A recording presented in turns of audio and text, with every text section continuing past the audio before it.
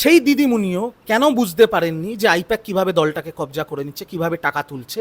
চলতি কথায় বলা হয় একটাই পোস্ট, বাকি সব ল্যাম্প। আমি তো ওই স্থূল কথায় যাব না। দিদিমণি সূর্য, তার আলোতেই সবাই আলোকিত, সেটা অভিষেক ব্যানার্জি হোক আর রিজু দত্ত। সেই দিদিমণিও কেন বুঝতে পারেননি যে আইপ্যাক কিভাবে দলটাকে কবজা করে নিচ্ছে, কিভাবে টাকা তুলছে?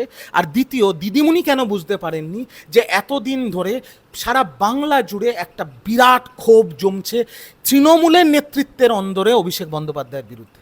আজকে আপনাকে আমি আপনার দর্শকদের প্রশ্ন করছি, তৃণমূলের যে নেতারা চুরি চামারি করেছে, সরকারি ত্রাণ চুরি করেছে বা লোকের টাকা চুরি করেছে, তাদের বিরুদ্ধে আইনি পদক্ষেপ হচ্ছে, তারা অ্যারেস্ট হচ্ছে, পাবলিকের কাছে হেনস্থা হচ্ছে। অভিষেক বাবুর বাসভবন, যেখানে তার স্ত্রী এবং দুটো ছোট বাচ্চা থাকে, তার সামনে যে নোংরামিটা হয়েছে এতদিন ধরে, আর কারুর বাড়ির সামনে তো সেটা হয়নি। কেন তার উপরে এত রাগ? কেন? এটা আত্মমূল্যায়ন হবে না? আজকে আপনি আমার বাড়িতে বসে ইন্টারভিউ নিচ্ছেন, আমার বাড়ির সামনে কি চোর দিয়ে লোকে খিস্তি করছে? আমি তো অফিস যাচ্ছি, কাজকর্ম করে আসছি, কেউ আমায় মারছে, ধরছে, ইয়ে করছে। আপনি আমার পাড়াতে আছেন, আমি আপনাকে চ্যালেঞ্জ করছি ক্যামেরার সামনে, এই কাশীপুর বেলগাছিয়া বিধানসভায় আপনি গিয়ে জেনে নিন, তৃণমূল কংগ্রেস যখন একদম পিকে ছিল, রিজু দত্ত কি একটা অবৈধ নির্মাণ করেছে? রিজু দত্ত কি একজনেরও জমি বা বাড়ি দখল করেছে? রিজু দত্ত কি একটা বিজেপির কর্মীকে মারধর করেছে বা তাদের ফলস পুলিশ কেস দিয়েছে?